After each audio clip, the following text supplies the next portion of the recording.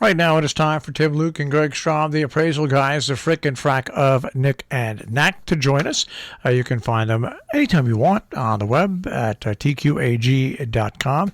But on a Tuesday morning right here. Good morning, guys. Well, good morning. Good morning. And I have something special to start off with you. Oh, boy. And now, I wondered if you've ever auctioned off anything like this, Tim. A vampire slaying kit. Actually, I have not auctioned it off, but I have. I've posted and I've seen it when I was in New York several years ago, and it was on display. Greg, weren't you with me? Were we there? And we posted that on Facebook. It was a complete big vampire slaying set.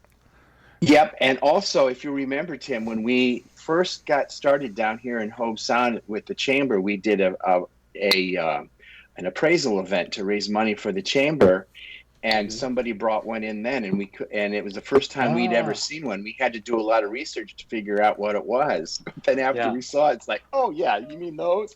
Well, the Independent has a story on a vampire slaying kit containing 19th century New Testament, pistol, and crucifixes up for auction, and they really have no idea where it's going to go.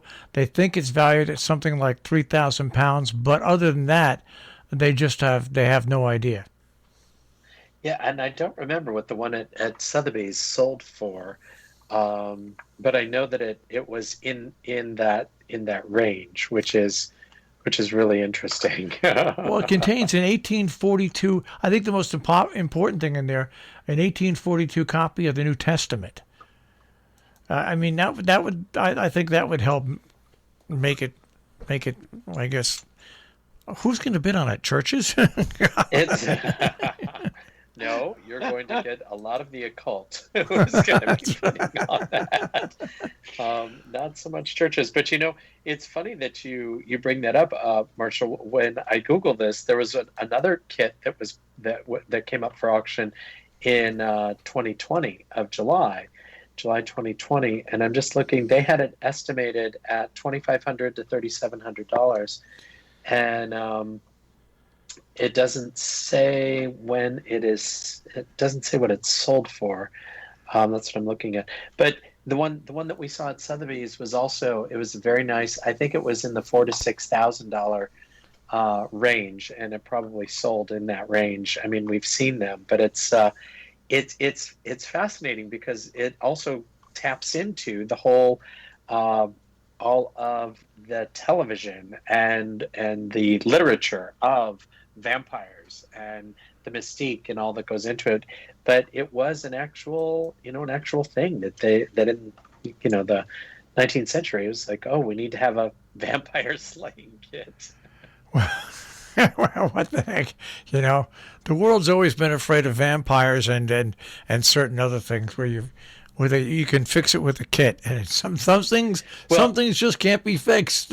It's funny, and here's a quote that the auctioneer last year said: "The task of killing a vampire was extremely serious, and historical accounts suggest there was a need for a particular method and tools, and that those include religious significance such as crucifixes and Bibles."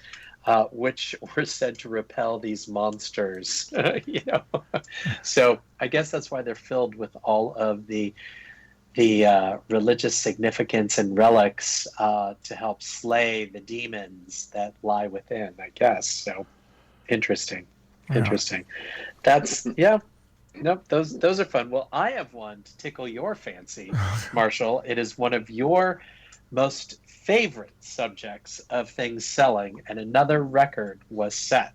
And actually, there's two of them. So the first one is $1.8 million. $1.8 million. What do you think sold for $1.8 million, Marshall, just recently, that you love? Or not so much love. You hate, actually. Don't you Google. Now, don't you Google $1.8 million. I hate it. And it's $1.8 million. There's so much that I hate. I don't hate, but there's so much that I don't understand about the auction world. And we've talked a lot about it. And every time we talk about it, you say, I just don't get it. That money could go something else. No idea? There's no idea. No, there's Okay, well, when I say the word Nike, I think you'll sneakers. get it. Yes, Sneakers. there you go. So these were worn, they were Grammy worn by Kanye West. They were prototypes. It was the Nike Air Yeezy 1, Yeezy, Y-E-E-Z-Y, Yeezy 1 sneakers. That Sotheby's did a private sale. So they didn't even put them up for auction, but they did a cool $1.8 million, which now establishes that as a new record. I just posted it on my Facebook page. So you could see that there's a little bit of a write-up on it and has the photographs. But this is, I mean, the sneaker market is just on fire because they also just had a sale, and I know that Heritage is trying to get in there with the collectibles, and there's several other auction houses that are on the sneaker bandwagon. So pretty fascinating. And in addition to that, another private sale, it went for $5.1 million. $5.1 million. This was a LeBron James signed rookie card and now has become the most valuable sports card in the world at $5.1 million. I mean, I don't know what it is about the end of April and into June. That seems to be the time that all these things sell for crazy money, and then everybody saves up for the rest of the year. I'm looking at a picture here, and it's called the skull painting. Oh, yes, of I can't what is pronounce his his name. I can't. yes, Jean-Michel it's Basquiat. I'll say I have no idea. no, Basquiat. Basquiat. Sorry. But it's now thinking that it's going to sell for more than $50 million. Now, strange enough, if I had money, I find this painting, interesting, and I would probably. I love his work. Yeah, I really love his work. It's really dynamic and colorful. Yes. You could have a room that is painted white or gray or muted tones, and if you wanted to add color in that room, and obviously something for your children's education in the future, you could put this picture up.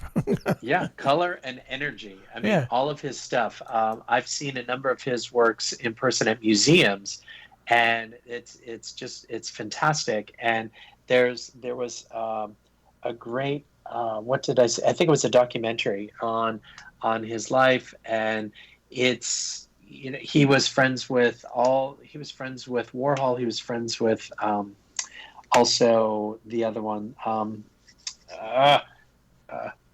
Keith Haring from New York. And so he knew them. He was just starting out, obviously, when he met Warhol, and then also Keith Haring. And he died he died young, so there's not a lot of work. Unfortunately, there's also a number of fakes, or not. Well, they're not really confirmed or denied, and they're not sure if they're in his hand or if it was from a studio assistant. And there's a number of controversies. So when they do sell these, that's why the high price tag is that you're not going to get any more. But people do love his work. I love his work. I think it's great. I like what he does, and he's gotten a lot of traction. So it'll be interesting. And that's being sold, I think, at Christie's. I think that's leading their May sale, and I did see that story. That's coming up. I have another interesting little thing, little tidbit of what's coming up. A Martian meteorite that was found in the Sahara Desert, and apparently there are only 245 of these celestial specimens that have been approved as Martian, and it's really rare. It's 4.5 inches by 4.5 inches, and it's 3.5 inches thick. It's coming up at Bonhams May 18th, and it has an estimate of 375,000 to 475,000. So, some rare pieces that was found here, probably hundreds. I think they said 100 million years ago that it probably it made the journey from a Martian planet and was a meteorite that ended up hitting the Earth and was found in the desert. So should be interesting. The space stuff has become more and more desirable as well, and people are finding this stuff or they're putting it up for auction. Now, after you did this, cool. after you did the story on the sneaker, I went and I found it. It's it's an ugly sneaker. Oh yeah, it's ugly. You have to look at the photo. They're the little black, and it's got the little red thing for the air that you pump the air in. Yeah, but it's ugly. I mean, it looks like an orthopedic shoe. It does with the strap. Honest God. Looks like now, not that there's anything wrong with orthopedic shoes, but I mean, Marshall, I love it. I love it. That's why whenever sneakers sell, I have to bring them out. Jeez. You get a rise out of it. Now, I want you guys to get ready for my birthday, which is in October 23rd, because I'm planning on going to Denver for the opening of their art museum. That's going to be actually the day after my birthday, October 24th. But really, it's a gorgeous building. Which art museum? What is it? The Denver Art Museum. Is it Western art or just the Denver Art Museum? It's just it opened up to the public 50 years ago, and of course, between COVID and this and that and everything, sure, but it's nice when you see something like this because art museums, we all know, they're under pressure now. Yes. There's tremendous pressure.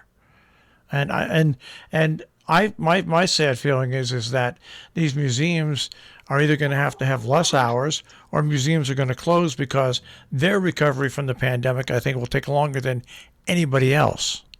Yes, agreed. Well, I see. Yes, and it's expanded, and they have a diversity. It's diversity focused. Wow. Diversity focused. They shouldn't use that because otherwise they'll get pigeonholed. That sounds like I'm a progressive Democrat, but that sounds one of those goofy Democrat terms. It is. Like defund the police and stuff like that. It's not a good way to describe something. No. So in the article, it does. It's a newly remodeled and expanded campus. Oh, that's great. Oh, and it's the Gioponti designed 8-story building. I love Gioponti's designs. That's great. All right, so now we'll have to meet you out there. I'll have to find a way to get out there. Actually, right. Are you planning on flying or driving? Oh no, I would. That's make it a road trip. Come on. Driving probably. The only place I'd really fly to would be down to Florida. And maybe if that new SST plane comes up where you can get to Europe in 2 hours, I'd fly to Europe, but I'd fly to Europe through Iceland. You know what I mean? It's a shorter hop both ways. So, but I'm not big in staying in a tube with other people breathing their air for 6 hours. You know? for long periods of time. Really? No, I'd much rather be in my car. I'll take my chances with idiotic drivers. There you go. Well, I have one last thing to tell you. This is another out of this world thing. It's a Neil Armstrong signed photo. The giant leap. This is what it's called. It's him coming down onto the surface of the moon, and it was signed by Neil Armstrong. Sold for $90,000 just last week. So space-related items and sneakers and rookie cards. I think that's I think the Neil Armstrong thing is kind of cool to have. It's a very cool thing, but you have to remember it's not the original negative, so it's a print, and the only thing that's on there that is original is his signature. So $90,000 for his signature, and of course you're not going to see this print. It's a I'm sure held print. So those sort of things you take into consideration. But I think that's a really cool thing. I think that'll just appreciate in time, especially as space travel starts to change and space travel, it will almost be like airline travel where you have something that Orville Wright, or something that the Wright brothers signed because they didn't sign a whole lot of things, that becomes history. I mean, can you imagine in 100, 200 years that, oh yeah, we're flying all over the universe. So, well, wait till, what's his name? The guy from Virgin Airlines starts his airline where the people that go on that first flight that have the tickets where they go up into the actually lower Earth orbit and come back down. Can you imagine what those tickets will bring in the future? I know. Oh yeah. I have to be honest. It's as much as I am excited about what's happening with all of the space things, and it's really fun to see like the auctions and things that happen with all of the NASA memorabilia and all of that.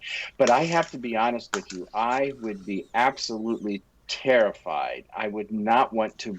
I just can't imagine being cooped up in a small thing like that for even a shorter period of time as that. I just it's exciting, and I would never want to go, but I would like to talk to somebody who has gone, because I mean it is exciting. It's just that it's not something for me. Well, Can't imagine. Here's the funny thing. I don't like to fly that anymore. I mean, I love flying when I used to fly a little Cessna 172 and stuff like that. I don't like to fly that much on commercial airliners. But you know what? I'd love to go on that Virgin flight and see the Earth from low Earth orbit. I wouldn't be scared at all. And if something happened, and I still got to see, at least if I got up there and got to see the Earth from that far away, that doesn't scare me. That's how crazy I am. You can't put I've tried to rationalize that same thing, because when you see that it looked like a big blue marble out there from Vermont. It is just so breathtaking. But I can't imagine getting there to look at it. That's the only problem. That's part of my inconsistency in life. All right, guys, we will speak to you next week. Great to talk to you, Marshall. Take care, guys. Take care, buddy. Bye. Tim Luke and Greg Strom, the appraisal guys, the frickin' frack of Nick and Knack, with Appraise this here on Robin Hood Radio.